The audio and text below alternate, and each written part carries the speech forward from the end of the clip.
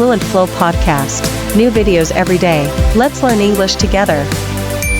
Welcome to the Deep Dive. Today we're plunging headfirst into a topic that feels, well, more urgent, more essential really, with each passing day in our hyper-connected, relentlessly fast-paced world. We're talking about how to genuinely cultivate a profound sense of calm and, alongside that, maintain unwavering focus amidst all the unrelenting noise. Let's be honest, right? Yeah. In an era defined by notifications, relentless news cycles, the constant hum of digital distractions, who among us doesn't yearn for that quiet confidence? That feeling that stems from true inner peace, that ability to truly concentrate on what genuinely matters. It's almost a universal longing, isn't it? Exactly. It's this silent aspiration for so many, and yet it often feels tantalizingly just out of reach, almost like a mythical state sometimes. It can certainly feel that way. The pace of life just keeps accelerating. For this particular deep dive, we're drawing a wealth of insights from a truly remarkable and actually deceptively simple guide. It's titled How I Stay Calm and Focused, a guide to inner peace. Now, what makes this source material so compelling, so uniquely suited for our exploration today, is its origin story. This guide originally distilled its wisdom into a podcast episode, and it was specifically crafted with the thoughtful intention of helping language learners grasp these fundamental concepts clearly, slowly, and without a lot of jargon. Oh, that's interesting. So the simplicity is baked in from the start. Precisely. And this unique genesis means it provides us with a beautifully simple, yet incredibly profound and accessible framework to unravel these often complex ideas. Our mission today isn't just to summarize, but to really extract the most practical, actionable nuggets of knowledge and, frankly, some truly surprising insights from this guide. We want to offer you, our listener, a direct shortcut, a distilled wisdom, if you will, for cultivating more calm and sharper focus in your own demanding life. We're going to meticulously unpack the actionable steps, the subtle mindset shifts, and even the deliberate omissions that, when woven together, can make a real, tangible, and lasting difference to your well-being. Sounds like a very worthwhile deep dive. The focus on simplicity derived from that language learning context is particularly intriguing. It forces clarity. Okay, let's unpack this then. This idea of finding peace and focus in a chaotic world, it's not about grand sweeping gestures, is it? That's the first thing that jumps out. Indeed. And it's an excellent choice of source material for exactly that reason. Its original intent to simplify complex ideas allows us to bypass the often intimidating jargon you find around mindfulness, productivity, or mental well-being. It lets us cut straight to the essence of what genuinely works. Yeah. And what's truly powerful here, as you said, is its championing of the idea that true tranquility and sharp focus aren't outcomes of radical life changes or intense, time-consuming practices. Rather, they are cultivated through a consistent, gentle practice rooted in simplicity, a series of small, almost unassuming choices repeated daily. That's fascinating because it so strongly counters our modern intuition, doesn't it? We're often conditioned to believe that for profound change, we need equally profound, maybe even drastic interventions. An hour of meditation daily, a silent retreat somewhere remote, a complete overhaul of our diet or schedule. Right, the go big or go home mentality. Exactly. But this guide, right from the outset, makes it explicitly clear that feeling calm isn't about those grand sweeping changes. Instead, it's about starting with tiny, intentional actions, almost imperceptible shifts, repeated consistently each and every day. Yeah. And this emphasis on accessibility and consistency over intensity, frankly, it feels like a huge relief for most of us, burdened by already overflowing schedules. Precisely. The guide offers a foundational truth when it explicitly states, every day I try to feel calm. Now, this isn't just a passive wish or some vague hope. It's framed as an active choice, a conscious daily declaration of intent. Okay, an active choice.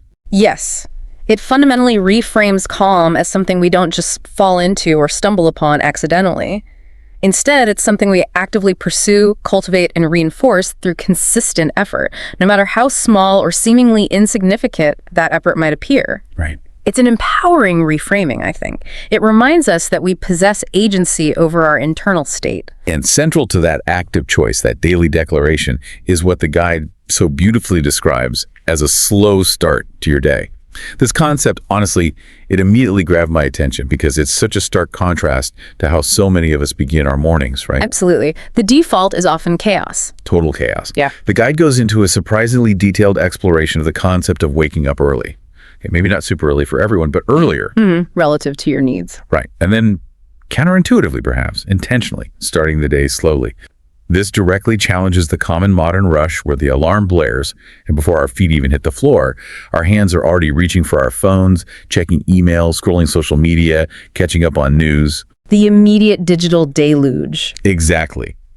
And the guide's profound insight here is that the pace setting, the fundamental rhythm for your entire day, is established intentionally or unintentionally in those very first few moments. It's an astute and incredibly impactful observation.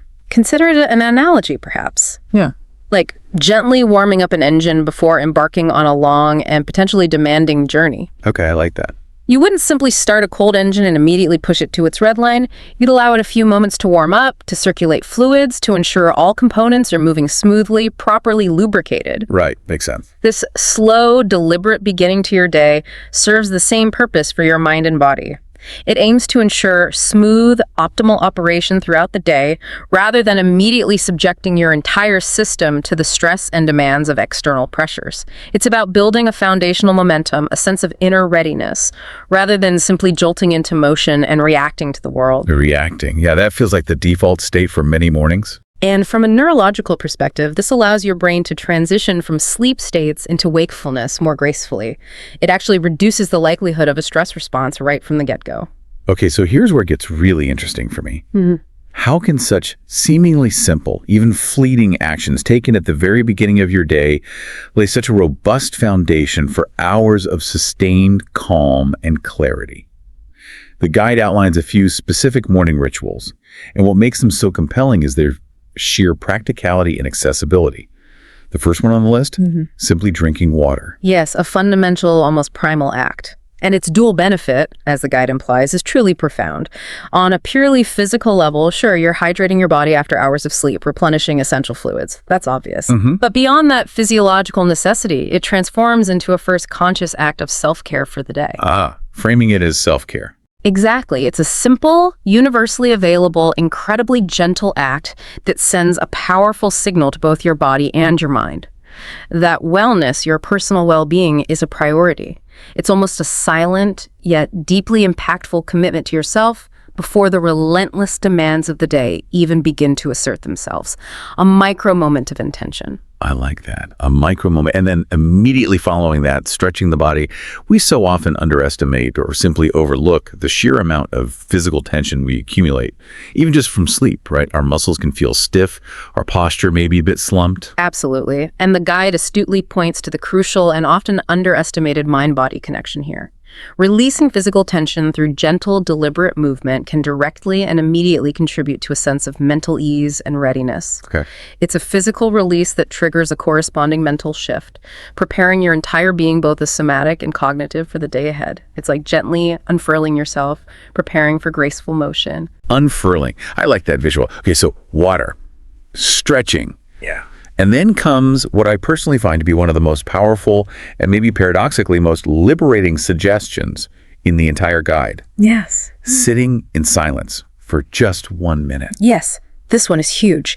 The guide explicitly states with such refreshing clarity, you don't need 1 hour, just 1 minute of calm. Just 1 minute. The brevity here is incredibly liberating, isn't it? Especially for those who might feel intimidated or overwhelmed by the traditional perception of meditation as this lengthy, arduous practice.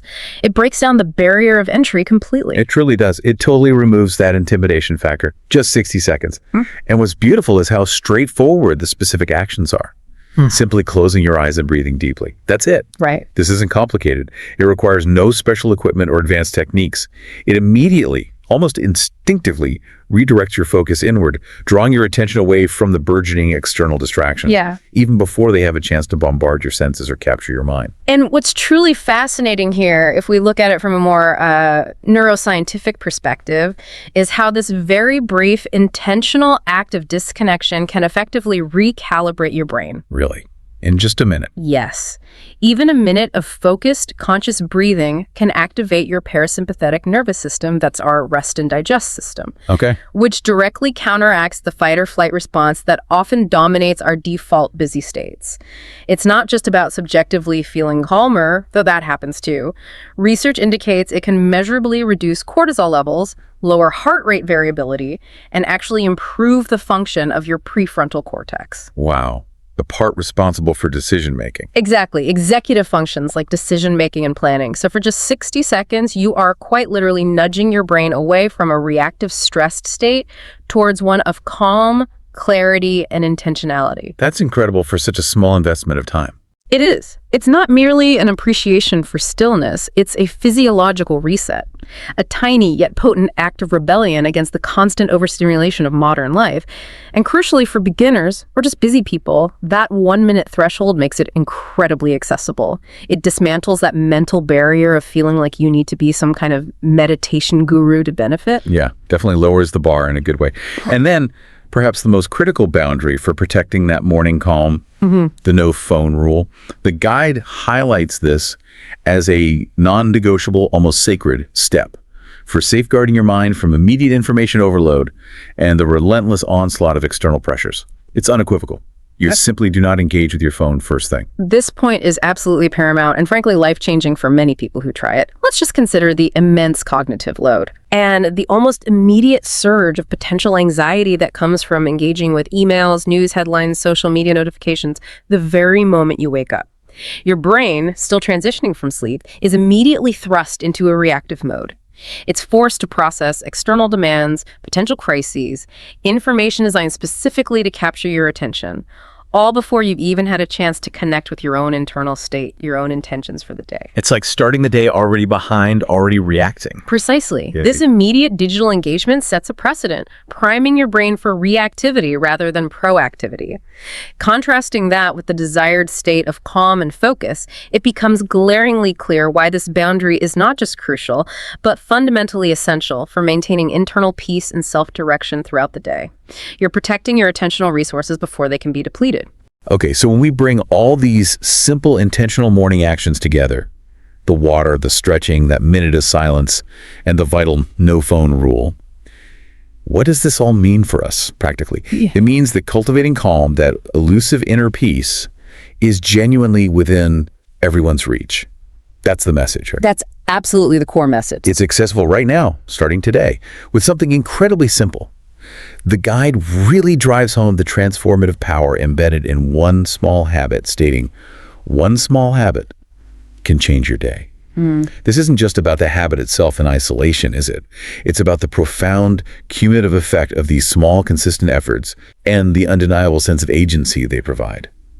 It feels like a quiet revolution in your daily life. It absolutely empowers you by demonstrating, in the most practical terms, that profound, lasting change isn't predicated on radical overhauls, on tearing down your life and rebuilding it from scratch. Yeah, none of that pressure. Exactly. Instead, it's about consistent, manageable, almost gentle steps. It effectively debunks the pervasive myth that you need to completely reshape your entire existence to find peace or productivity. What it suggests, quite compellingly, is that by chipping away at the chaos with these small, consistent, intentional actions, you will yield truly significant results over time. Right.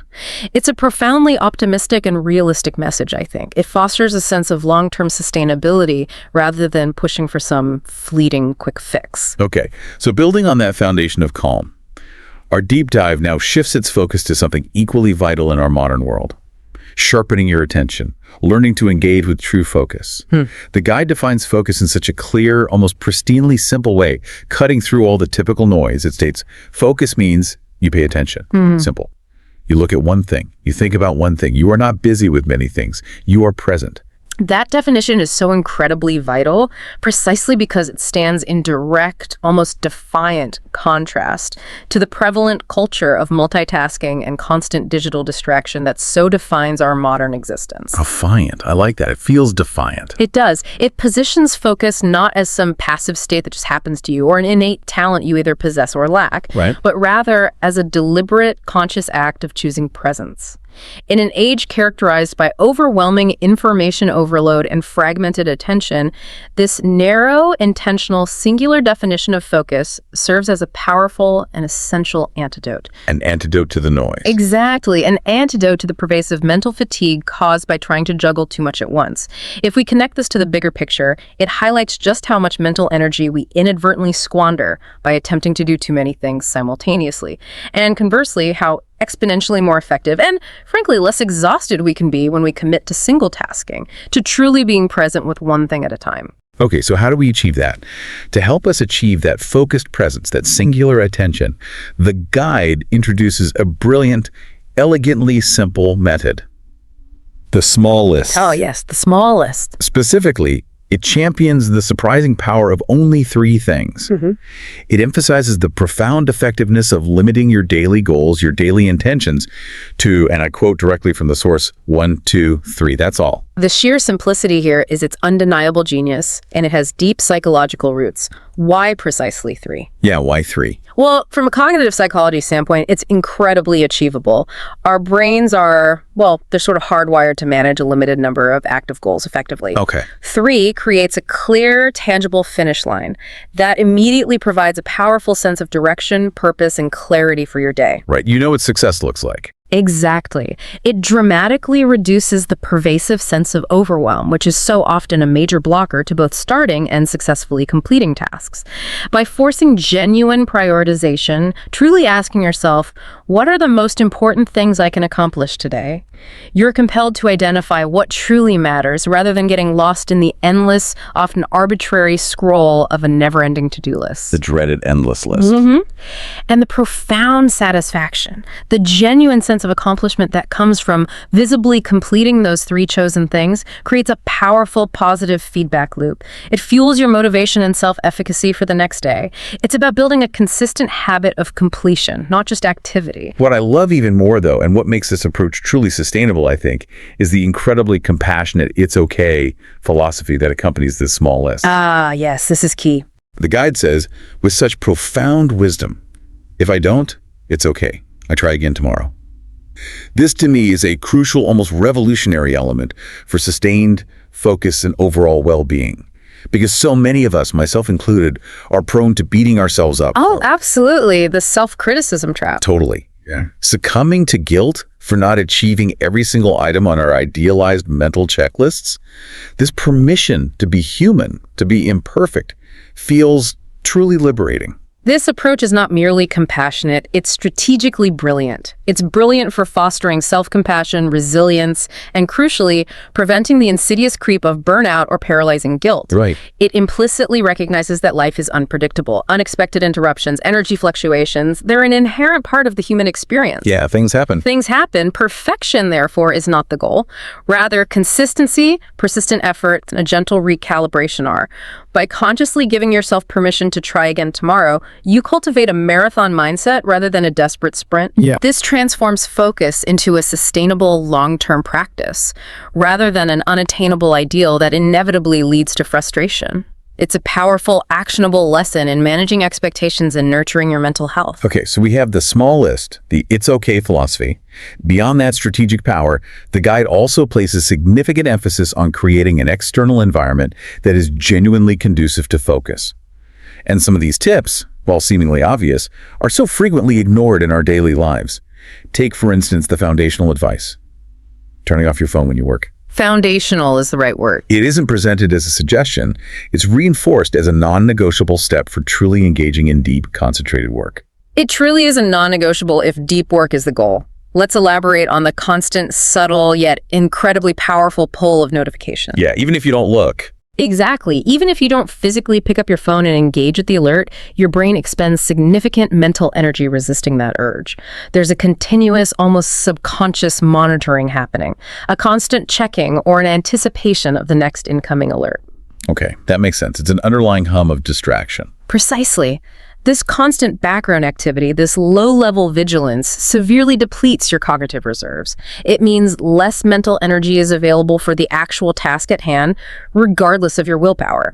Turning off your phone, therefore, isn't merely about avoiding active distraction. It's a proactive, deliberate act of creating clear, impenetrable boundaries for your attention. You are effectively preserving your precious mental stamina. Boundary setting. Right. And then a more subtle but equally powerful environmental cue, one that engages a different sensory pathway. Putting on soft music. The guide is quite specific here. It's not about high energy, stimulating beats or music with distracting lyrics, but explicitly soft music. The softness is key. This practice can be incredibly effective for many people in helping to create what we might call a focus bubble. A focus bubble. I like that. This soft auditory layer can skillfully drown out other ambient noise in your environment, be it office chatter, street sounds, even the hum of your own distracting thoughts that might otherwise subtly pull your attention away. It fills the space with something pleasant, unobtrusive, non-demanding, allowing your brain to settle into a rhythm. It's about consciously curating your auditory environment to actively support rather than hinder your concentration. Making the soundscape work for you, not against you. Precisely. It becomes a gentle, consistent backdrop for deep thinking. And my personal favorite, which feels almost ritualistic in its simplicity and profound impact, lighting a candle. Ah, yes. The candle. This isn't just about aesthetics, right? It's presented as a sensory anchor, a subtle yet potent ritual for signaling focus time to your brain. It absolutely is. This small act adds a powerful visual and atmospheric cue that helps your brain smoothly transition into a concentrated state.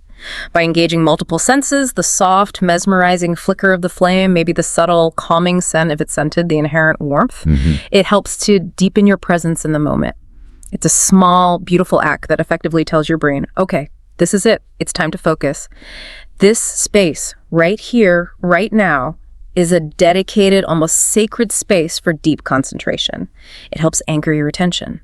It's truly amazing, isn't it? How these seemingly minor, almost insignificant adjustments to your physical and sensory environment can collectively have such a disproportionately large and positive impact on your ability to concentrate, to minimize distractions, and ultimately to be more productive.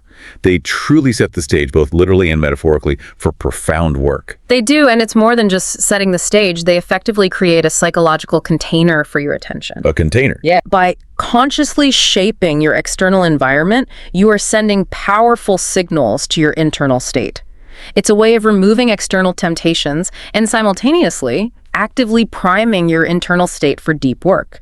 It reduces the sheer willpower needed to stay focused because you've already minimized many sources of distraction. Right, you're making it easier on yourself. Exactly. You're engineering your environment for success. Now, if cultivating calm and sharpening focus is significantly about strategically adding beneficial habits and environmental cues, it seems equally, if not more, about what you don't do. The power of subtraction. Yes. Our third section of this deep dive truly leans into this powerful principle, which the guide frames so simply yet effectively as what I don't do. This is about proactively protecting your peace through a deliberate process of subtraction, of conscious omission. It's a profound and often overlooked idea in our culture of more, more, more. The guide clearly articulates that maintaining a state of calm and sustained focus isn't merely about accumulating good habits. It's also about actively identifying and then systematically eliminating or at least minimizing common stressors and pervasive distractions. Right. It forces a mindset shift, helping us understand that peace isn't something that passively descends upon us. It's something we must actively defend and safeguard with intention. It's about curating your internal landscape by managing external inputs. Actively defending. I like that framing. And the guide is incredibly direct, providing clear, actionable examples of what to consciously avoid. The first one, and maybe the most impactful for many of us, not watching bad news in the morning. Oh, hugely impactful. It delves immediately into the almost instantaneous emotional and psychological toll of consuming negative or distressing news first thing. Yeah, that first hit of negativity. Exactly.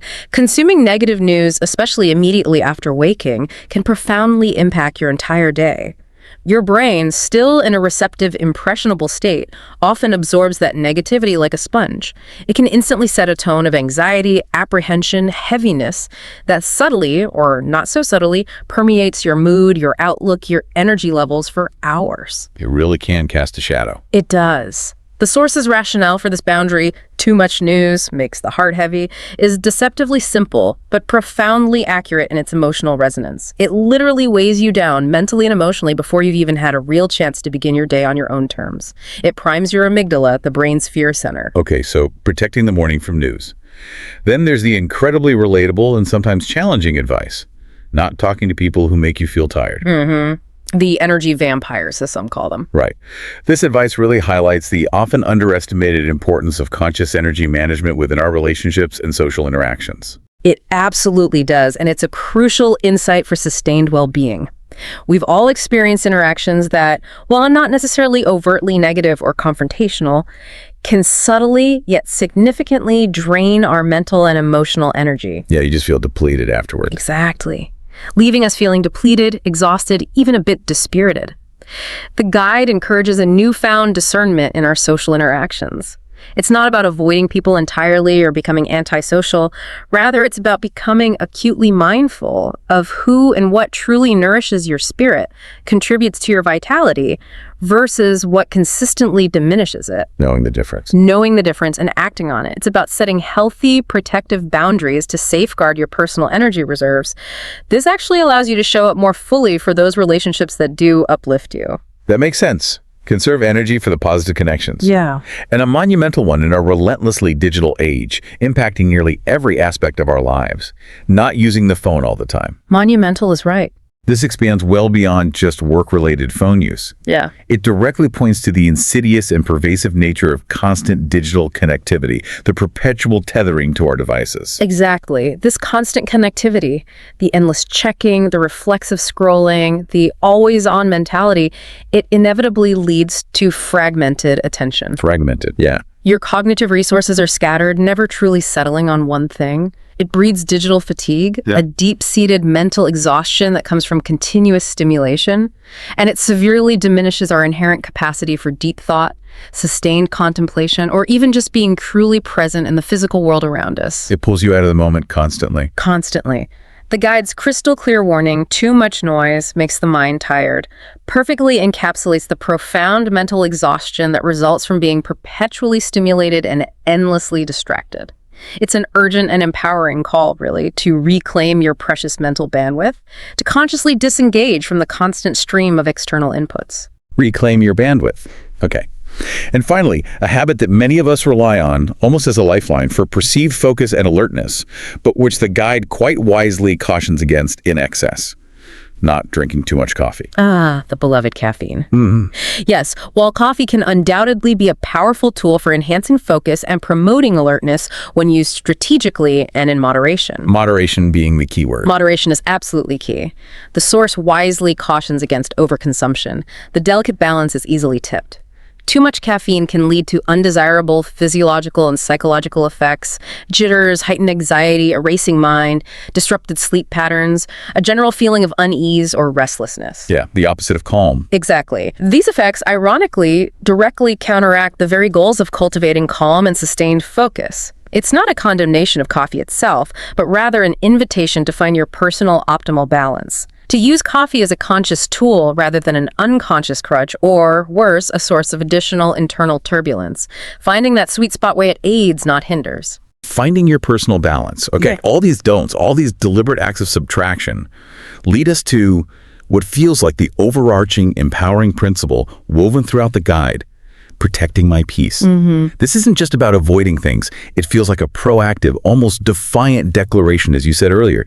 It frames self-care not as a luxury or some fleeting indulgence, but as an active, strategic defense mechanism against the relentless stressors and demands of modern life. It's about taking ownership. It is indeed profoundly empowering, and this directly raises an important, deeply personal question for you, our listener. How do we, as unique individuals, become adept at recognizing and truly understanding our own unique triggers and specific energy drains? Right, it's personal. It's very personal. The guide provides excellent, universally applicable examples, but your specific stressors might differ in nature or intensity. What personalized boundaries can you begin to set, starting today, to protect your own precious sense of calm and focus, maybe going beyond the examples provided here? It's about developing that acute self-awareness, that internal compass that allows you to tailor these principles to the intricate contours of your own life. This isn't a one-size-fits-all prescription. No, it can't be. It's a deeply personal journey of self-discovery and ultimately self-protection. Absolutely. And that understanding empowers you to take direct control, to exert agency over your environment and your daily habits. It's a profound recognition that you possess the inherent power to actively mitigate sources of stress and distraction in your daily life. It's about taking proactive agency over your internal world, shaping it, rather than simply reacting to it. Well said. Shaping, not just reacting. Okay, so our journey through the guide towards cultivating calm and sharpening focus culminates in perhaps the most profound and liberating realization of all: the existence of an internal wellspring of calm. This isn't just another practical tip. It represents a fundamental philosophical shift in how we fundamentally perceive and pursue peace. The guide unequivocally states, with such beautiful simplicity, calm is not outside. Calm is inside. This truly is the heart of the matter, I think, the core epiphany. It fundamentally changes the entire pursuit of peace. Instead of it being an external quest where we're constantly searching for perfect external conditions or perpetually chasing external solutions, a quieter job, a different relationship, a less demanding schedule. The if-only game. Exactly, the if-only game. It transforms into an internal discovery. It's about the radical recognition that peace isn't something to be found out there, contingent on external circumstances changing. Instead, it is something that profoundly resides within you, always accessible, always present, regardless of the chaos swirling around you. It's an internal resource that can never truly be taken away. Always accessible. And the guide, with its elegant simplicity, even specifies where this calm resides. It is in your breath. It is in your heart. Beautiful phrasing. Isn't it? It immediately highlights the physiological and emotional roots of this always accessible inner peace. It suggests that these are not abstract concepts, but tangible, always available resources, irrespective of external circumstances. The guide beautifully illustrates the enduring nature of this internal calm, noting that even if the day is crazy, even if external events are turbulent and overwhelming, your core capacity for peace, that quiet center, remains untouched, inherent within you. Think of it like the calm, serene eye in the very center of a swirling, powerful storm. Yeah. Even when external circumstances are turbulent, when the winds of daily life are howling around you, there's a quiet, inviolable core within that remains untouched. A sanctuary of stillness. A sanctuary within. Yes. And the guide powerfully reinforces that you always, always have direct access to this inner sanctuary. It's a profound and constant reminder that your internal state, your sense of peace and equanimity, doesn't have to be dictated or held hostage by external events. You possess the inherent capacity to remain anchored amidst the chaos. This profound insight connects directly back to our earlier themes, powerfully re-emphasizing the immediate restorative power of intentional pauses and, crucially, the breath. Right, bringing it full circle. Exactly. The guide reiterates, in moments of stress or overwhelm throughout your day, not just in the morning ritual, you can take a breath. You can take 1 minute. Yeah. This applies the power of those very brief intentional pauses, those micro moments of reset, to any moment of stress or overwhelm. And the breath in particular is your most immediate and ever-present anchor. It's truly remarkable. Focusing on your breath offers a simple, immediate, universally available way to self-regulate your nervous system. By consciously slowing and deepening your breath, you can instantly ground yourself, interrupting the escalating cycle of anxiety or reactivity. It's a powerful, innate biofeedback mechanism you always carry with you, like a remote control for your internal state. A remote control. That's a great way to put it. And the promise the guide offers here is crystal clear and incredibly reassuring, and you can feel peace again. This emphasizes the profound restorative power embedded in these small, deliberate moments to reset your mental and emotional state, allowing you to regain composure and clarity no matter how turbulent the immediate past might have been. Okay, so we have this internal wellspring accessible through the breath. To further reinforce this deeply internal shift, this profound realization of inner peace, the guide introduces 3 powerful affirmations. These are not merely words to be recited. They are presented as potent tools designed to help rewire your thought patterns and solidify these principles within your daily practice. First, I choose calm. This affirmation is a radical, active assertion of agency, direct control over one's emotional state. It's a profound declaration that you are not a passive recipient, not merely carried along by external circumstances or fleeting emotions. Instead, you are consciously, deliberately selecting your internal response. It firmly places you in the driver's seat of your emotional landscape, empowering you to actively steer towards a state of tranquility, even amidst external turbulence. It's a moment of mindful self-direction. I choose calm. Okay. Second, I protect my focus. This affirmation frames focus not simply as a skill to be honed, but as something precious, almost sacred, to be diligently guarded. Worded, yeah. It's a powerful declaration of intent, an unwavering commitment to setting clear, firm boundaries around your attention. You are actively defending it, almost like a sentinel, from the incessant intrusions and myriad distractions of the modern world. It builds directly upon the idea of subtraction and boundary setting we explored earlier, but internalizes it as a personal vow. I protect my focus. Got it. And third, I take care of my mind. This one feels broader, more encompassing. It explains a truly holistic, overarching commitment to mental well-being. It acknowledges and recognizes the mind not just as a tool for productivity or a processing unit, but as something invaluable, something precious that requires diligent nurturing, protection, and deliberate care. It encompasses and beautifully synthesizes, I think, all the habits and principles we've discussed, from quiet mornings to protective boundaries. It's a comprehensive philosophy of self-stewardship, acknowledging that a well-cared-for mind is the foundation for both peace and focus. The truly transformative practice here, it seems, lies in the consistent, conscious repetition of these affirmations.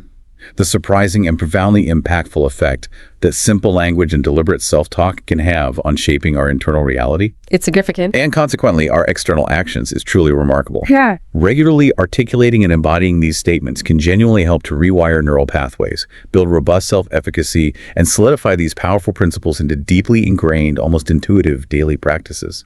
They become like a guiding inner voice. They absolutely do. Over time, through consistent repetition and intentional reflection, these affirmations transcend mere words. They become deeply ingrained beliefs, almost like operating principles, that subtly yet powerfully guide your actions, maybe even subconsciously. They serve as compact, immediately accessible summaries of the entire philosophy we've meticulously explored in this deep dive, readily available for recall and powerful reinforcement whenever you need them throughout your busy day. They are your internal compass points. Your internal compass points. Yeah. Fantastic.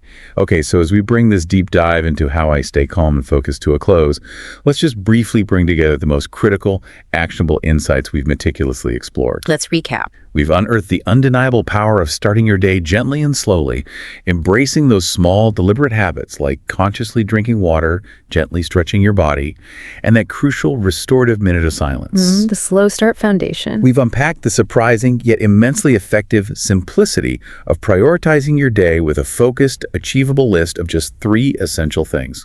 The power of 3 and the it's okay philosophy. Exactly. And we've highlighted the absolute, non-negotiable importance of proactively protecting your peace by actively identifying and avoiding common stressors, like that immediate hit of bad news, engaging with draining individuals, succumbing to excessive phone use, and the subtle pitfalls of too much caffeine. Protecting your peace through subtraction. Yes. And underpinning every single one of these actionable strategies, we've arrived at the profound, liberating realization that true calm is not an external condition to be chased, Right. but an internal wellspring, an always present resource accessible through the power of your own breath and the deliberate exercise of intentional choice. It resides within you, even when life feels its most chaotic and demanding. It's a powerful personal reminder that the most potent tools for peace are always within your grasp. We've taken this remarkable guide, born from a need for clarity, and distilled its practical, actionable wisdom to help you, our listener, navigate the overwhelming currents of information overload, effectively reduce your stress levels, and ultimately reclaim your most precious resource, your attention. Reclaiming attention in an attention economy. Crucial. Absolutely. And remember the guiding principle that permeates every facet of this insightful guide, a principle that simplifies everything. You don't need to do everything, just one thing at a time. Small step. This is not about radical transformation overnight. It's about consistency.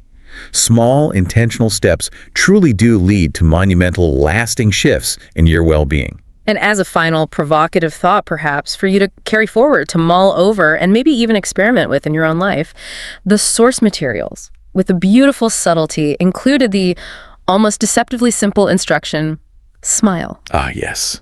Smile. What if this act of consciously choosing to smile, even when things are challenging, even when you feel the weight of overwhelm? What if that is one of the most powerful yet profoundly overlooked tools for instantly triggering that internal wellspring of calm we've discussed? Interesting connection. How can a simple internal smile, a choice made within yourself, shift your immediate perspective and alter your energy in a moment of acute stress? Becoming a tiny yet potent act of rebellion against the encroaching chaos. A tiny act of rebellion. Consider how this seemingly straightforward physical action connects so deeply to the larger, more profound idea of actively choosing your internal state. Just as you consciously choose calm or proactively protect your focus, it's an inner choice with an external ripple effect. Something simple, yet potentially profound to try. Indeed. This has been The Deep Dive.